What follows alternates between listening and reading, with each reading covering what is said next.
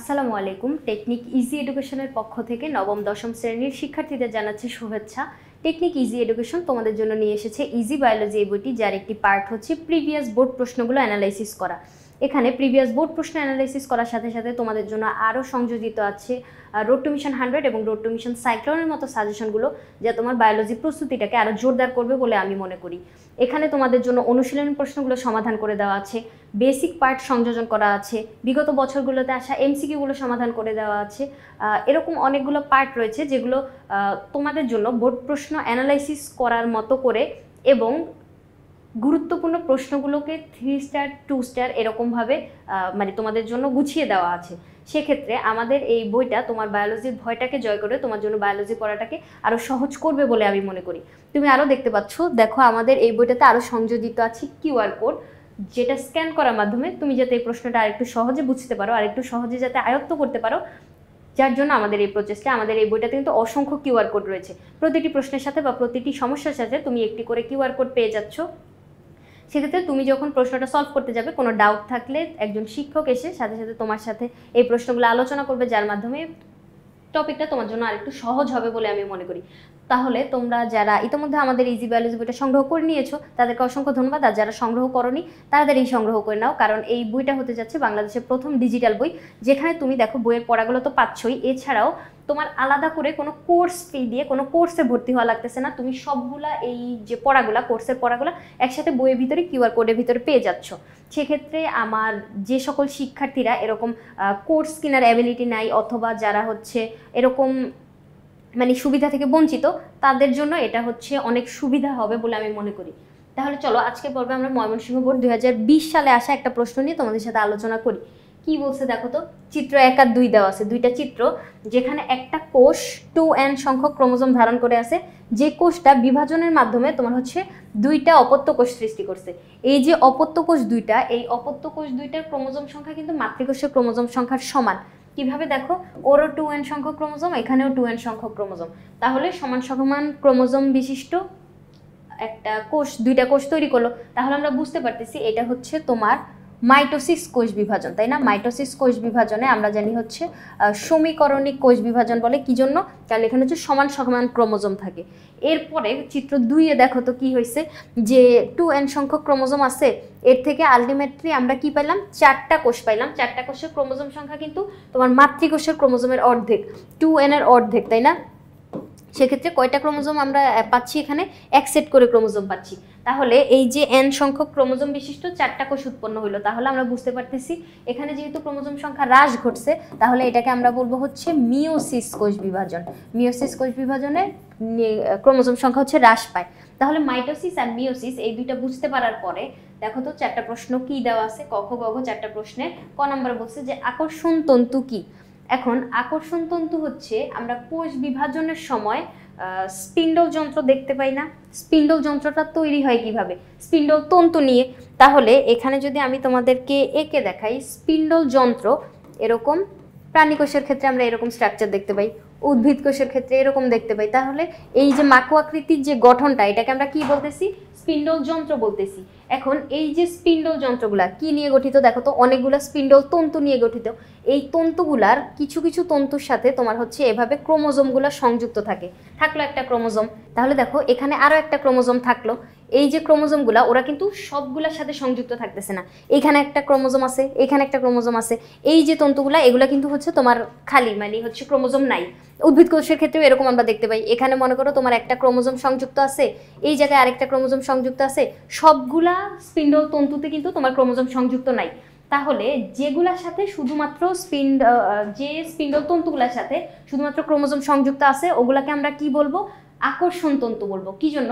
এই যে সেন্ট্রোমিয়ারটা আছে না, এই দেখো কালো একটা অংশ যেটা আমি করলাম, এই যে এইটা সেন্ট্রোমিয়ার, এরপরে হচ্ছে বাহুগুলা থাকে। এই সেন্ট্রোমিয়ারটা হচ্ছে এই জায়গায় আটকানো থাকে বা আকর্ষিত হয়ে আটকে থাকে।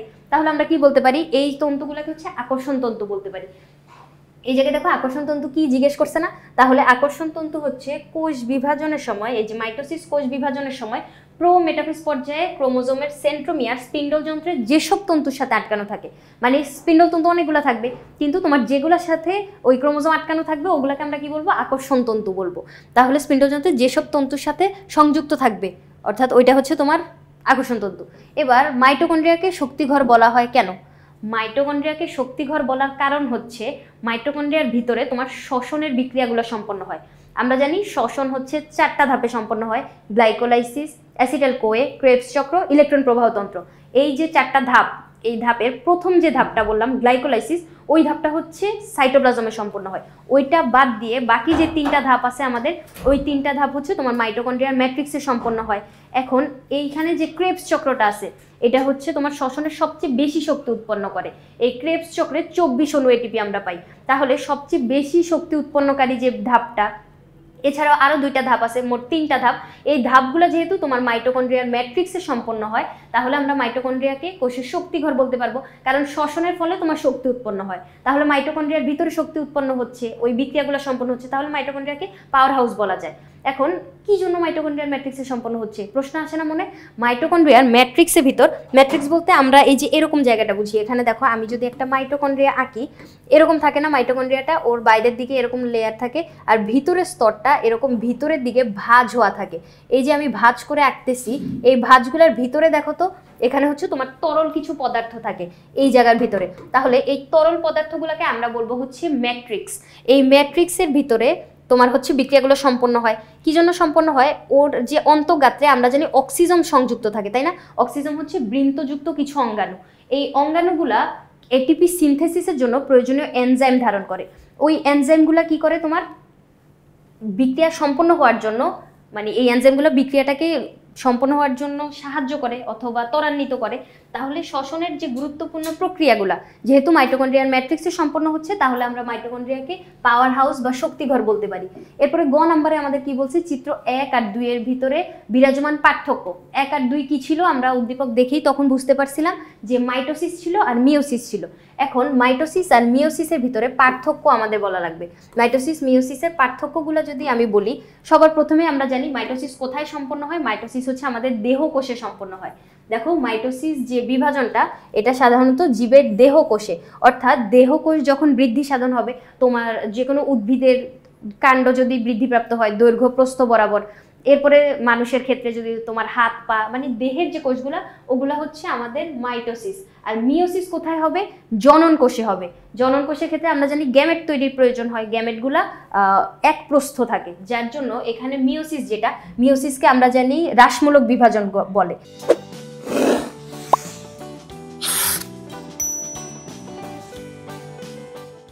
তাহলে ওই হ্রাসমূলক বিভাজনটা তোমার জনন কোষে সম্পন্ন হওয়াটা দরকারি, না হলে হচ্ছে আমাদের প্রজাতির বিভিন্নতা সৃষ্টি হয়ে যায়। এত বিভিন্নতা আমাদের এই জীবকুলে দরকার নেই। তাহলে 2 নম্বরে কি দেখবো? দেখো তো, মাইটোসিস কোষ বিভাজনে মাতৃকোষের যে নিউক্লিয়াসটা শুধুমাত্র একবার বিভাজিত হবে, কিন্তু মিওসিসের ক্ষেত্রে নিউক্লিয়াস 2বার বিভাজিত হবে। মাইটোসিস বিভাজনের ক্ষেত্রে নিউক্লিয়াস বিভাজিত হয়ে 2টি অপত্য কোষ তৈরি করবে, কিন্তু মিওসিস বিভাজনের ক্ষেত্রে নিউক্লিয়াসটা বিভাজিত হয়ে 4টা অপত্য কোষ তৈরি করবে। এটা আরেকটা পার্থক্য, মানে তোমার হচ্ছে একটা কোষ থেকে 2টা কোষ তৈরি হবে মাইটোসিসের ক্ষেত্রে, আর মিওসিসের ক্ষেত্রে একটা কোষ থেকে 4টা কোষ তৈরি হবে। এরপরে নিউক্লিয়াসের বিভাজন মাইটোসিসে হবে একবার, মিওসিসে হবে 2বার। এরপরে মাইটোসিস বিভাজনে ক্রোমোজোম সংখ্যা হচ্ছে সমান সমান থাকে, কিন্তু মিওসিসের ক্ষেত্রে ক্রোমোজোম সংখ্যা হ্রাস পায়, যার জন্য ওকে আমরা হ্রাসমূলক বিভাজন বলি। এরপরে আর কি বলা যায়? সাধারণত এই যে এখানে দেখো যে ক্রোমোমিয়ার মাইটোসিসে দেখা যায়, আর মিওসিসে কোনো ক্রোমোমিয়ার সৃষ্টি হয় না বা দেখা যায় না। তারপর মাইটোসিস বিভাজনে ক্রসিং ওভার হয় না, কিন্তু মিওসিসে ক্রসিং ওভার হয়। এখন ক্রসিং ওভার জিনিসটা হচ্ছে তোমাদের বোঝা লাগবে। এটা হচ্ছে তোমাদের মানে এসএসসি লেভেলে যদিও নাই, আমি তোমাদেরকে একটু বুঝাই দিই ক্রসিং ওভার জিনিসটা কি। ক্রসিং ওভার হচ্ছে এরকম একটা পদ্ধতি, যে পদ্ধতির মাধ্যমে তোমার কি হয়? বৈশিষ্ট্যের আদান প্রদান হয়। একটা ক্রোমোজোম আরেকটা, আমরা জানি ক্রোমোজোম হচ্ছে সবসময় জোড়ায় জোড়ায় অবস্থান করে। জোড়ায় জোড়ায় অবস্থানের সময় একটা ক্রোমোজোমকে আরেকটা ক্রোমোজোমের অ্যালিল বলি আমরা। জোড়ায় অবস্থানের সময় ওরা খুবই কাছাকাছি অবস্থান করে, সেক্ষেত্রে ওদের কিছু অংশের আদান প্রদান ঘটে যায়, যার মাধ্যমে বৈশিষ্ট্যের আদান প্রদান ঘটে, আর আমরা হচ্ছে বৈচিত্র্য দেখতে পাই। এখানে দেখো মাইটোসিসে কিন্তু কোনো বৈচিত্র্য সৃষ্টি হয় না। কি জন্য হয় না? কারণ এখানে হচ্ছে তোমার ক্রসিং ওভার হয় না। ক্রসিং ওভারের কারণে বৈচিত্র্য সৃষ্টি হয়, ক্রসিং ওভার ঘটে না, তার মানে বৈচিত্র্য সৃষ্টি হবে না। কিন্তু মিওসিসের ক্ষেত্রে দেখো ক্রসিং ওভার হয়, তার মানে হচ্ছে বৈচিত্র্য সৃষ্টি হয়। এই কথাটাই এখানে বলছে যে অপত্য কোষের ক্রোমোজোম সংখ্যা গুণাগুণ মাতৃকোষের ক্রোমোজোম সংখ্যার সমগুণ সম্পন্ন। তার মানে মাতৃকোষের সমান গুণ যদি তোমার ভিতরে থাকে, তার মানে হচ্ছে তুমি হচ্ছে নতুন বৈশিষ্ট্য পাচ্ছ না, মায়ের বৈশিষ্ট্যগুলো হুবহু পাচ্ছ। কারণ হচ্ছে ক্রসিং ওভার সম্পন্ন হচ্ছে না। ক্রসিং ওভার সম্পন্ন যেহেতু মিওসিস হয়, সেক্ষেত্রে মিওসিসের কথা কি বলছে দেখো তো, অপত্য ক্রোমোজোমের মাতৃকোষের ক্রোমোজোম হতে ভিন্নতর গুণ সম্পন্ন, তার মানে ভিন্ন গুণ বা ভিন্ন বৈশিষ্ট্য দেখা যায়। মাতৃদেহে যে বৈশিষ্ট্যগুলো থাকবে সন্তানের দেহে হচ্ছে তার সেই বৈশিষ্ট্যগুলোও থাকবে, কিন্তু আরও কিছু চেঞ্জেস আমরা দেখতে পাবো। এখন তোমাকে ক্রসিং ওভার জিনিসটা আমি বুঝাই, যেটা আমাদের ঘ নাম্বারেও লাগবে। ক্রসিং ওভার হচ্ছে এরকম কনসেপ্টটা, দেখো দুইটা ক্রোমোজোম, আমি বলছি জোড়া জোড়ায় থাকে ক্রোমোজোমগুলো। তাহলে দেখো এখানে একটা কালো ক্রোমোজোম আর লাল ক্রোমোজোম যদি আমি আঁকি, ওরা একসাথে যেহেতু অবস্থান করতেছে, একসাথে অবস্থান করার মাধ্যমে ওদের কিছু অংশের হচ্ছে পরিবর্তন বা এক্সচেঞ্জ ঘটে যাবে। এখন এক্সচেঞ্জ যদি ঘটে, দেখো তো এই কালো ক্রোমোজোমটার কিছু অংশ তোমার লাল ক্রোমোজোম দ্বারা রিপ্লেস হয়ে গেল। আবার এইখানে দেখো লালটার ভিতরে কালো কিছু, কালো অংশ বলতে আমি হচ্ছে এখানে বৈশিষ্ট্যটুকু বুঝাচ্ছি, যে এই লাল জায়গাটা যেই বৈশিষ্ট্যটা ধারণ করতেছে। আমরা জানি যে তোমার ক্রোমোজোমের কিছু নির্দিষ্ট অংশ নির্দিষ্ট কিছু বৈশিষ্ট্য ধারণ করে। তাহলে মনে করো এই জায়গার যে বৈশিষ্ট্যটা ছিল, এইখানে মনে করো আমার চুলের ধরন নিয়ন্ত্রণ করার যে জিনটা ছিল, মনে করো আমার চুল কি কোকড়া হবে নাকি সোজা হবে, এরকম যে বৈশিষ্ট্যটা, এই বৈশিষ্ট্যটা এখানে ধারণ করা ছিল। কিন্তু এখানে যেহেতু এক্সচেঞ্জ হয়ে গেছে, তাহলে পরবর্তী যে জীবটা, অর্থাৎ জীবটা যে সৃষ্টি হবে, সেই জায়গায় হচ্ছে আমরা পরিবর্তন দেখতে পাবো। তাহলে দেখো কিভাবে, যেহেতু জোড়া আকারে অবস্থান করতেছে, ওদের অংশের এক্সচেঞ্জের মাধ্যমে তোমার নতুন ক্রোমোজোমগুলো পাইলাম আমরা, নতুন ক্রোমোজোমে নতুন বৈশিষ্ট্য থাকবে, অর্থাৎ দুইজন বৈশিষ্ট্য কম্বিনেশন থাকবে। তাহলে আমরা বলতে পারতেছি যে ক্রসিং ওভারের ক্ষেত্রে কি হয়, নতুন বৈচিত্র্য সৃষ্টি হয়। এই যে পার্থক্যগুলো আমরা দেখতে পেলাম, 7টা পার্থক্যের বিষয়। এরপরে আমাদের ঘ নম্বরে কি বলছিল দেখো তো, ঘ নম্বরে আমাদের বলছিল চিত্র 2 প্রজাতির মধ্যে বৈচিত্র্য সৃষ্টিতে গুরুত্বপূর্ণ ভূমিকা পালন করে। হ্যাঁ, চিত্র 2 কি ছিল আমাদের, মিওসিস কোষ বিভাজন। মিওসিস কোষ বিভাজনে ক্রসিং ওভার ঘটে, যেটা একটু আগে বুঝলাম। ক্রসিং ওভারের কারণেই হচ্ছে তোমার বৈচিত্র্য সৃষ্টি হয়। এখন ক্রসিং ওভার ছাড়াও এভাবে যদি বলি, মানে যেহেতু তোমাদের লেভেলে এই ক্রসিং ওভার কনসেপ্টটা হিউজ আলোচনা করে নাই, তাহলে তুমি এভাবে লিখতে পারো, আমরা জানি যে প্রজননের ক্ষেত্রে বা জনন কোষে মিওসিস কোষ বিভাজন ঘটে। এখন মিওসিস কোষ বিভাজনে তোমার একটা মাতৃকোষ থেকে 4টা অপত্য কোষ সৃষ্টি হলো। এই যে 4টা অপত্য কোষ, ওদের ভিতরে কি থাকে, এক সেট ক্রোমোজোম থাকে। তাহলে বাবা থেকে এক সেট ক্রোমোজোম আসবে, মা থেকে এক সেট ক্রোমোজোম আসবে, দুইজনের এক সেট ক্রোমোজোম মিলে হচ্ছে 2n হবে। তাহলে দেখো এই জায়গায় যদি আমি এভাবে বলি, n সংখ্যক ক্রোমোজোম সৃষ্টি হবে, মানে অর্ধেক হয়ে যাবে। এখানে পিতাতে 2n ছিল, যেটা অর্ধেক হয়ে n হয়েছে, আবার মায়েও 2n ছিল, যেটা অর্ধেক হয়ে n হয়েছে। এখন এই দুইটা যদি মিলিত হয়, তাহলে n আর n মিলিত হলে কি হবে, অবশ্যই 2n হবে। তাহলে দেখো আবার মাতৃকোষের বৈশিষ্ট্যের সমান, মানে মাতৃকোষের ক্রোমোজোমের সমান সংখ্যক ক্রোমোজোম আমরা আবার পেয়ে গেলাম। তাহলে এই ক্ষেত্রে দেখো কি বলতে পারতেছি, এইখানে যদি তোমার অর্ধেক না হইতো, সেক্ষেত্রে তো এই 2n আমরা পাইতাম না, তাই না? অর্ধেক যদি না ঘটতো, যদি এখানেও 2n থাকতো, তাহলে তো জাইগোট 4n হয়ে যেত, সেক্ষেত্রে সমস্যাটা দেখা দিত। এখন যেহেতু মায়ের থেকে কিছু বৈশিষ্ট্য আসলো, বাবা থেকে কিছু বৈশিষ্ট্য আসলো, দুইজনের বৈশিষ্ট্যের কম্বিনেশনে হচ্ছে নতুন যে বাবুটা তৈরি হইলো। এখন ওই বাবুর ভিতরে আমরা বাবা মা দুইজনের বৈশিষ্ট্যই দেখতে পাবো। তাহলে তুমি বুঝতে পারতেছো যে বৈচিত্র্য সৃষ্টি হলো বা কম্বিনেশন, ভ্যারাইটি দেখতে পাচ্ছি। কি জন্য পাচ্ছি? কারণ দুইটা কোষ থেকে আসতেছে। এছাড়াও এই কথাটাও তুমি বলে দিও, ক্রসিং ওভারের কথাটাও যদি ইনক্লুড করতে পারো, যদিও এটা হচ্ছে এসএসসি লেভেলের পড়া না, সেক্ষেত্রে তুমি ইনক্লুড করলে এত বেশি সমস্যা হবে না। তাহলে ক্রসিং ওভারের কনসেপ্টটা আর এই জায়গার যে কথাগুলো, এই জন্যই হচ্ছে তোমার কি হয়, নতুন বৈচিত্র্য সৃষ্টি হয়। তাহলে বৈচিত্র্য সৃষ্টিতে গুরুত্বপূর্ণ ভূমিকা পালন করে কোনটা, আমাদের চিত্র 2 অর্থাৎ মিওসিস কোষ বিভাজন। এখন এখানে দেখো আমাদের স্লাইডে কি লেখা আছে, মিওসিস কোষ বিভাজন প্রক্রিয়ায় একটা ডিপ্লয়েড মাতৃকোষ বিভাজিত হয়ে 4টা হ্যাপ্লয়েড তৈরি করে। হ্যাঁ, আমরা জানি একটা থেকে 4টা তৈরি হয়। এভাবে হচ্ছে পুংজনন কোষ থেকে ওখানেও অর্ধেক হয়, তাহলে অর্ধেক বাবা থেকে আসবে, অর্ধেক মাতা থেকে আসবে। ফলে কি হয়, তোমার হচ্ছে মানে ক্রোমোজোম সংখ্যা সেম থাকে, মানে 2n সংখ্যক থাকে, যার জন্য প্রজাতিতে হচ্ছে কোনো আমূল পরিবর্তন আমরা দেখতে পাই না। কারণ আমরা জানি হচ্ছে ক্রোমোজোম সংখ্যা যদি চেঞ্জ হয়, তাহলে হচ্ছে ভিন্ন প্রজাতি সৃষ্টি হয়ে যায়। সেক্ষেত্রে ওই প্রজাতির ধারাটা অক্ষুণ্ণ থাকে, কিন্তু বৈশিষ্ট্যের ক্ষেত্রে আমরা হচ্ছে চেঞ্জেস দেখতে পারি। কিন্তু এই চেঞ্জটা কিন্তু দরকারি, কি জন্য?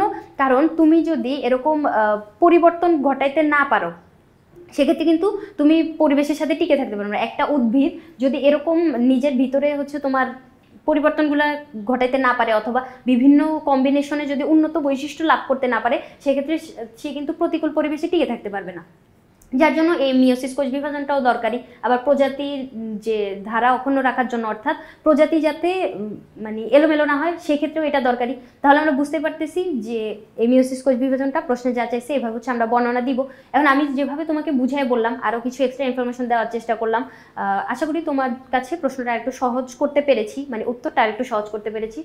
তাহলে এইভাবেই প্রশ্নটা যদি পরীক্ষার খাতায় উত্তরটা যদি তুমি রিপ্রেজেন্ট করতে পারো, আই হোপ সিকিউতে একটা স্ট্যান্ডার্ড মার্ক সিকিউর করতে পারবা। প্রিভিয়াস বোর্ড প্রশ্নগুলো অ্যানালাইসিস করা তোমার যে কোনো পরীক্ষায় উদ্দীপকটা ধরতে পেরে সেই অনুযায়ী উত্তরটা করতে পারার জন্য অবশ্যই দরকারি।